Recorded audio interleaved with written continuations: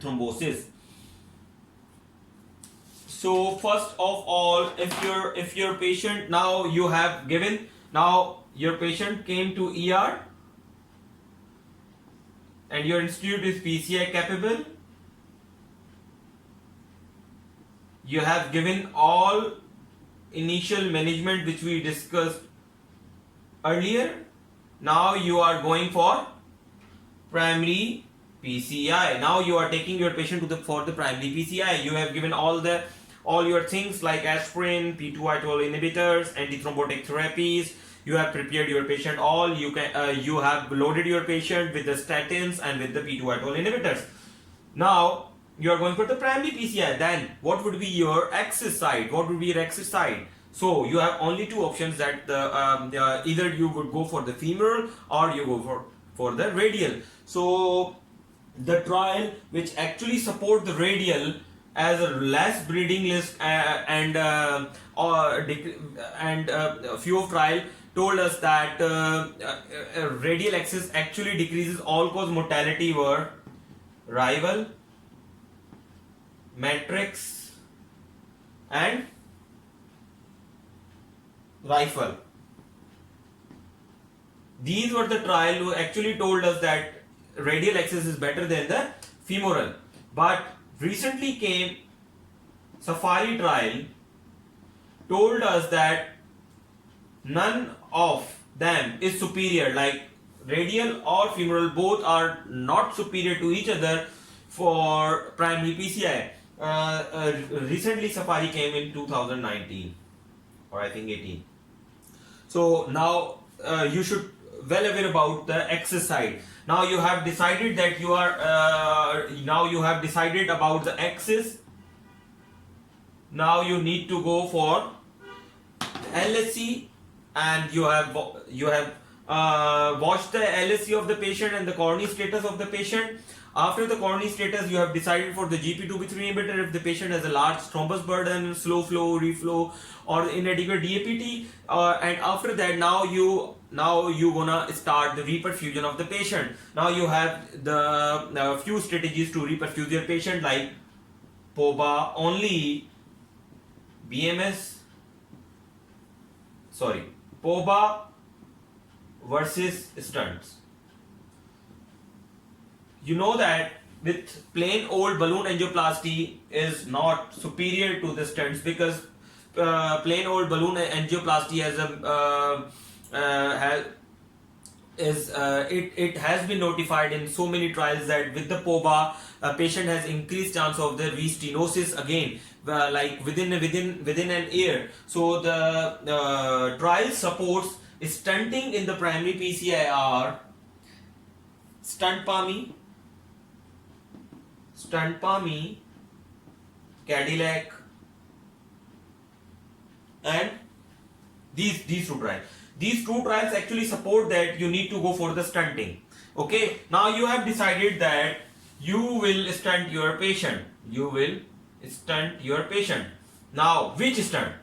You have two options, BMS and DAS. You know that BMS is very high chances of restenosis, and DAS has a very large chances, and the very you know that the very lethal complication, the consequences of the DAS is thrombosis, stunt thrombosis. So the stunt restenosis is the consequence of the BMS, and the stunt thrombosis is the consequences of DAS stunt.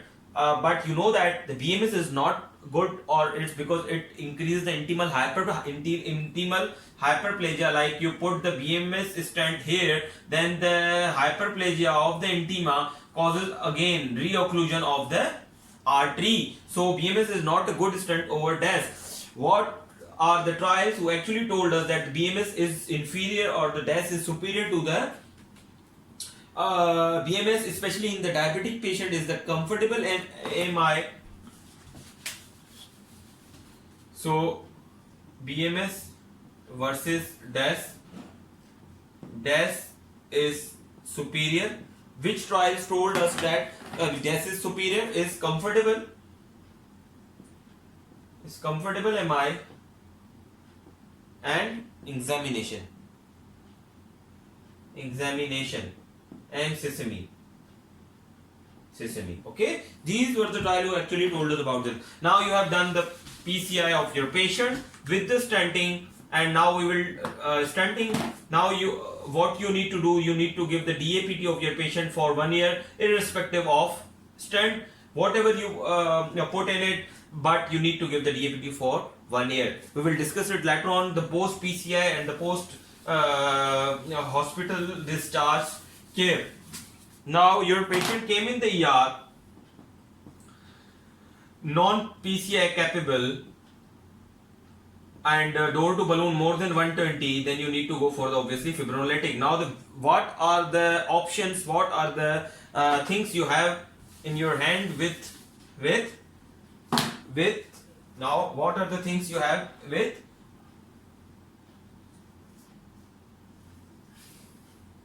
SK? SK is the option, okay? Sorry.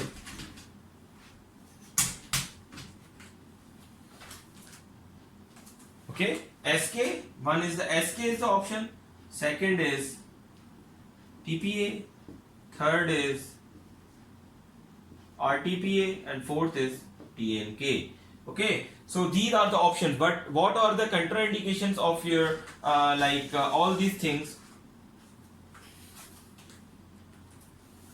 So the contraindications of the fibrinolytic therapies, and what are the patients who actually are not suitable for the fibrinolytics, and you need to put efforts that patient should send to PCI capable centers. Those are the patients with the cardiogenic shock and elderly patients, because in the cardiogenic shock there is an increased mode.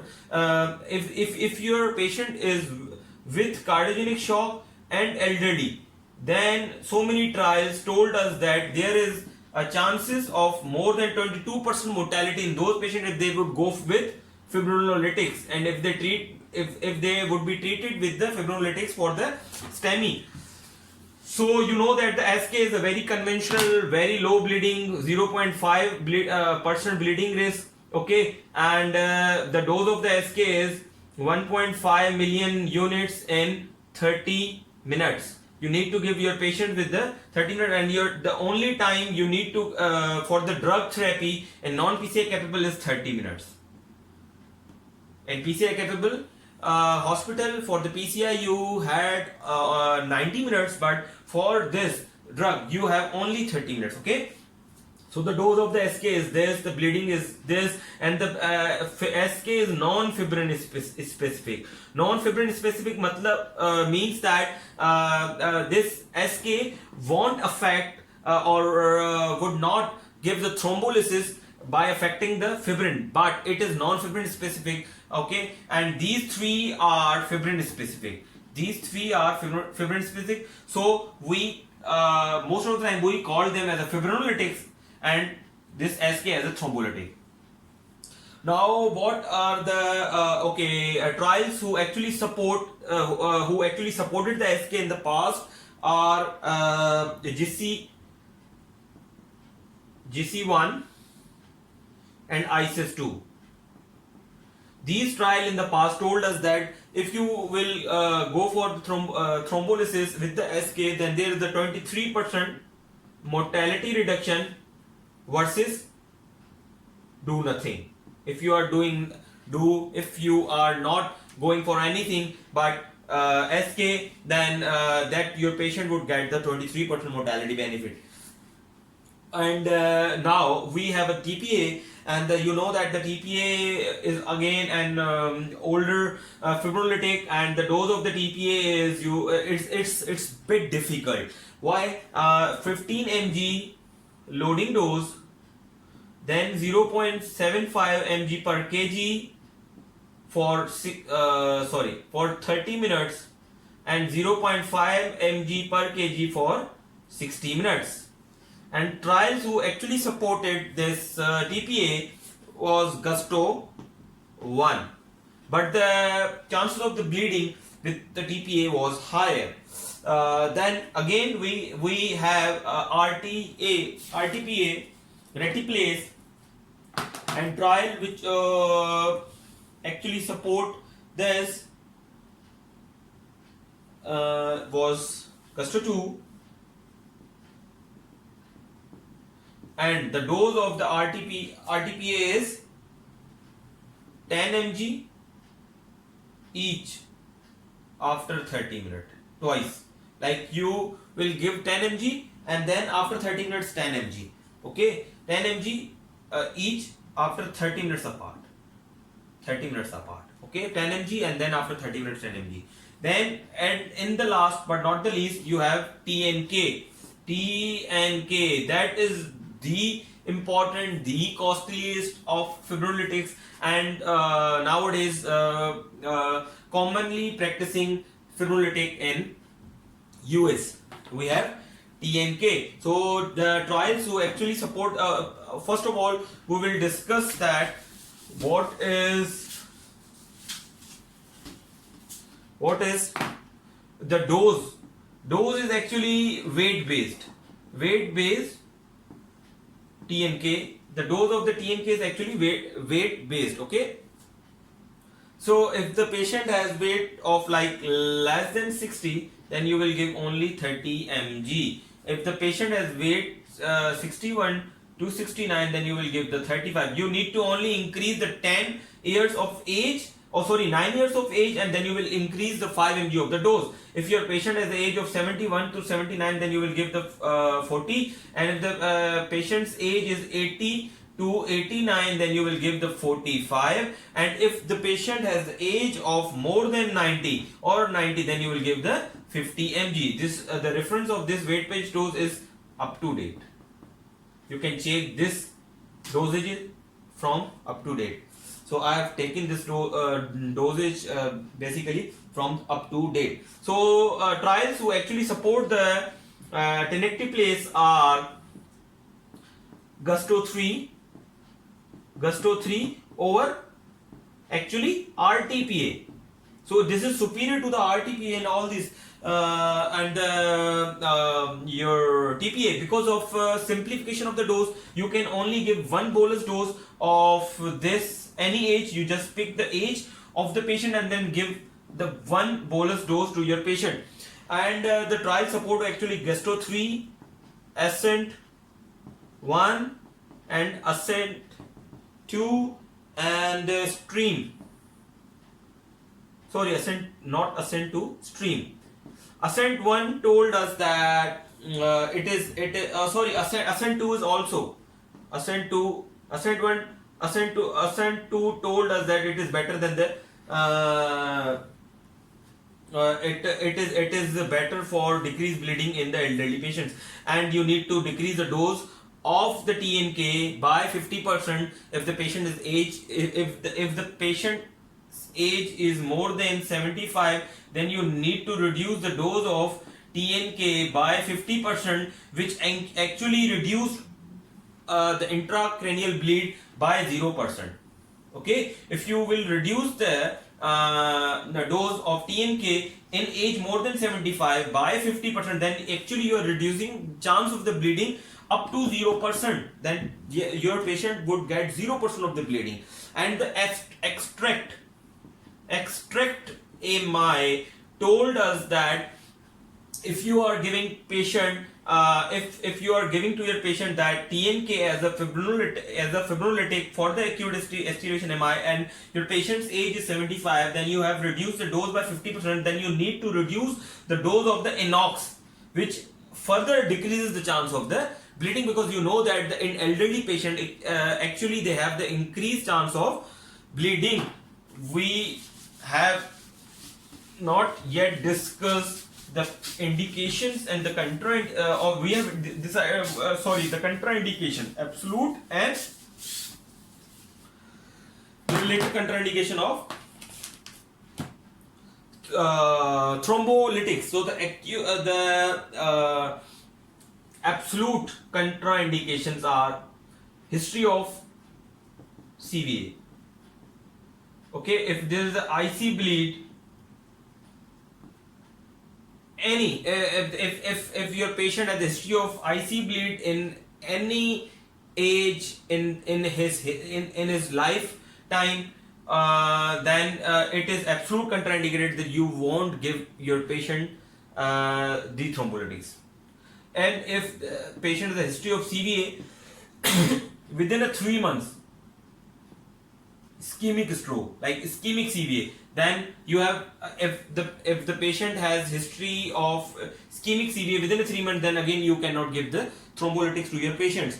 And suspected aortic dissection, you cannot give the patients with aortic dissection the thrombolytics. Okay, and for SK, if you have given the patient SK and again your patient came to the with MI, then within 6 months you cannot give SK to your patients. Okay, and any intracranial or spinal surgery within 2 months. Within 2 months. So these are the actually absolute contraindication of SK. Rest of others are the relative contraindication, which I think you can easily read from your books, and no need to discuss all these things here. So because we are short of time and we need to discuss more things for this. Now if you're now you have given the SK. Now what you need to do with your patients is actually you need to send your patients for rescue. What is a rescue PCI and facilitated PCI and pharmacoinvasive. Pharmacoinvasive PCI is class 3 nowadays, and class 3 recommendation from ACC and AHA, because in the pharmacoinvasive what they were doing, actually they were giving all patients the half dose of thrombolytics, and then they were shifting and transferring the patient to the PCI capable hospital, and they received that actually transfer MI and CARES MI told us that pharmacoinvasive strategy actually increasing the mortality. If you are shifting your patient by giving the thrombolytics initially and then transferring the patient, then these two trials actually showed that pharmacoinvasive is lethal for the patients. Then again, what is the rescue and the facilitated? If your patient have failed thrombolytics, what is the failed thrombolytics? Failed thrombolytics is like your patient has actually, what is the successful thrombolytic? What is the successful fibrinotherapy or the thrombolytic therapy is actually when your patients have relieved the symptoms, but the relieved symptoms has very low specificity. Second thing, ECG settlement of ST elevation settlement more than 70%, and then very specific is idioventricular rhythm. If you will notice the idioventricular rhythm after thrombolytics, then most probably your patient's artery has been patent by the your thrombolytics. So on monitor or on ECG, if you have evident the accelerated idioventricular rhythm, then it is proved that most of the, because this accelerated idioventricular rhythm with relief of symptoms in the ST elevation MI is most specific sign for successful thrombolytic therapy. Okay, but if none of these things are there and the patient has persistent symptoms and ST elevation, then this patient has failed thrombolytic therapy, then you are immediately you need to send your patient for the rescue PCI. It is class 1 that you need to shift your patient with the symptoms of cardiogenic or the cardiogenic shock or with the persistent symptoms after thrombolytic therapy. Then you need to shift your patient to the nearest PCI capable hospital for the PCI. But if your patient has successful thrombolytic therapy, then you do not send your patient within 3 to 4 hours, but you have to transfer your patient within 24 hours for PCI capable. Okay, so actually the trials which support the rescue PCI are rescue and react. Rescue trial and REACT trial. These both trials told us that you need to shift the patient to the PCI irrespective of anything if your patient has failed thrombolytic therapy. But facilitated PCI support that you have to shift your patient after SK or any thrombolytic therapy even if your patient is asymptomatic for the coronary status of the patients, because patient had acute ST elevation MI. So now OAT trial told us that if your patient has more than actually OAT trial told us that if your patient has more than 72 hours of ST elevation MI and you did not reperfuse your patient, then there is no any indication, then there is no benefit of opening the artery, but the dangerous to the you are giving danger to your patient by opening the artery after 72 hours of event. So by the OAT trial, ACC and HA recommends that you cannot open the patient, or you cannot do the cath to your patients if your patient is presenting more than 24 hours with no symptoms. You cannot open or you cannot do the cath to the patients. Okay, so the OAT trial was actually in the favor of like non-invasive therapy of asymptomatic patient who are coming late in the ER. So what else you can do for your patients is actually cabbage. So you need to know about the cabbage, that the emergency cabbage. What you have to do, that you will continue the aspirin, hold unfractioned heparin till the table, okay, inox 8 to 12 hours before cabbage, P2Y12, Clopi and Tika 5 days before cabbage, and Presu 7 days before cabbage. GP2B3A inhibitors like tirofiban and apetifibride 3 to 6 hours before cabbage, and apeximab 12 hours before cabbage. Okay, so you need to stop these drugs if you are planning for the cabbage for acute ST elevation MI after coronary angiography. Now we will discuss in rush that what are other therapies, adjunctive therapies for your STEMI patients. Obviously DAPT, you need to continue the DAPT for 1 year irrespective of procedure, irrespective of anything. It's class 1 if your patient has presented with the STEMI. Okay, now we come to the beta blockers. You need to put the beta blockers within 24 hours of event. Okay, if your patient if your patient has come to the ward after primary PCI, then you need to put him on the beta blocker within 24 hours. So that would be the first drug actually, and the second one drug would be ACE or ARB. This is class 1, and if your patient has like EF less than 40 or large MI, obviously if your patient had anterior MI, then that the EF of your patient would be less than 40, and if he or she is diabetic, hypertensive, stable CKD, okay, smoker, and if these are the things with your patient, then it is class 1 to start the AC inhibitor. HOPE trial actually told us about this. HOPE, and the HOPE trial was done on the ramipril. The other trial of ACE or ARBs are GC3 on lisinopril and ISIS-4 on captopril. Very pro drug. Captopril is actually pro drug of your AC inhibitors class.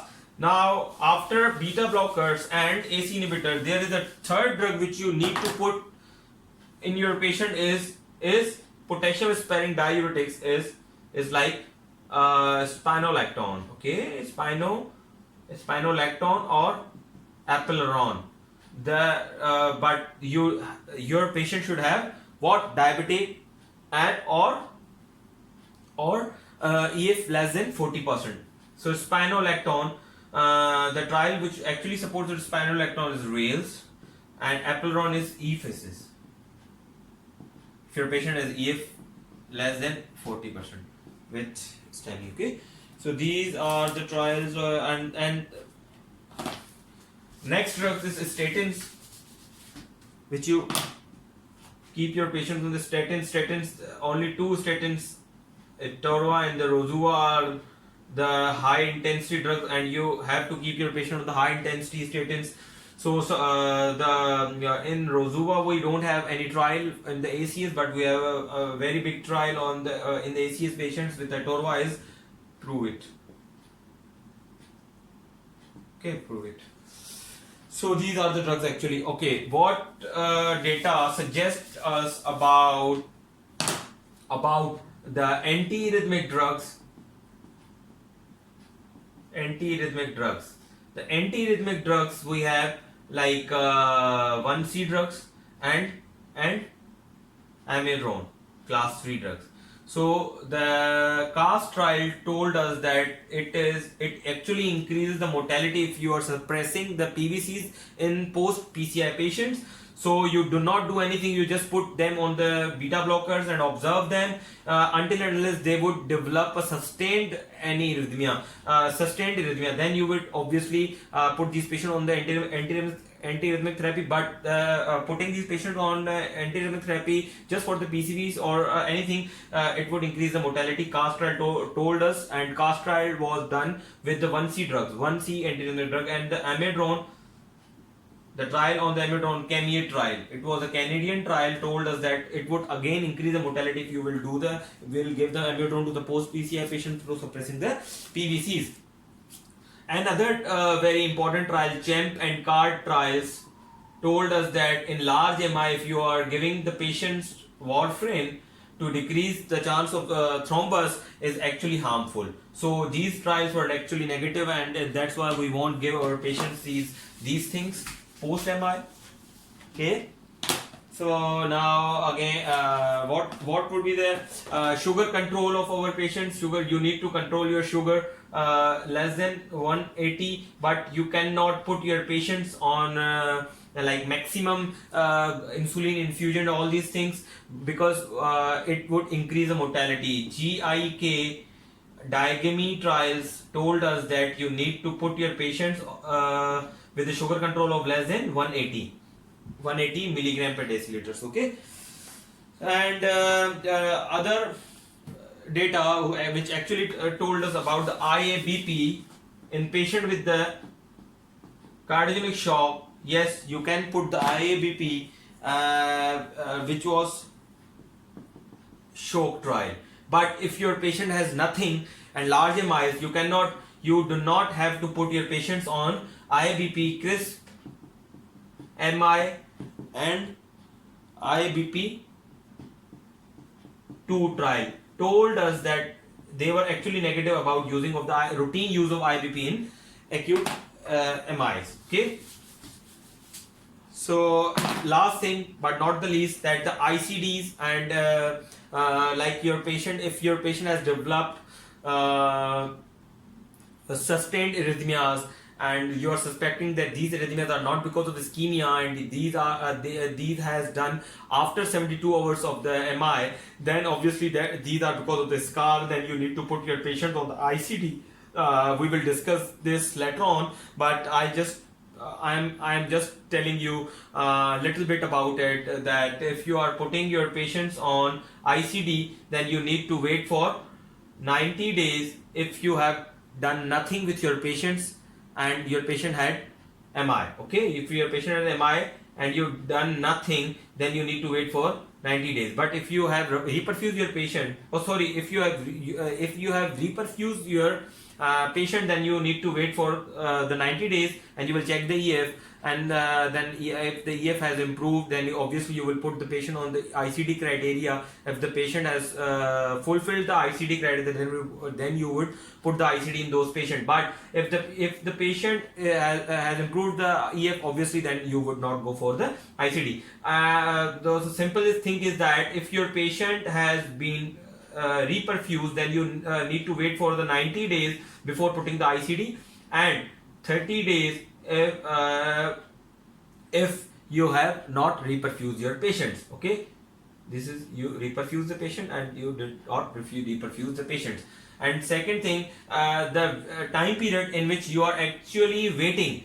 Okay, like 30 days in this and the 90 days this, and in those periods you do not need to do anything. The West trial told us that there's it is not beneficial for the patient, and it is actually not benefiting to the mortality of the patient if you will put the variable ICDs of the patients till they would reach their time period to put the ICDs on them. So the trial which actually support this time is MUST and MEDIT, but the trials which actually do not support these things were IRIS. These were the negative trials actually, IRIS and Dynamite. Okay, so these were actually the negative trials. And last, I will rush towards the two minor topics like the MI because of cocaine, and MI and non-surgical and non-cardiac surgery. Okay, MINS and the cocaine induced MI. In the cocaine induced MI, there are the three pathophysiologies. One is the same, atherosclerosis, because most of the time patient smoke cocaine with the cigarette, so it also increases atherosclerosis. Second, the coronary spasm. So patient presents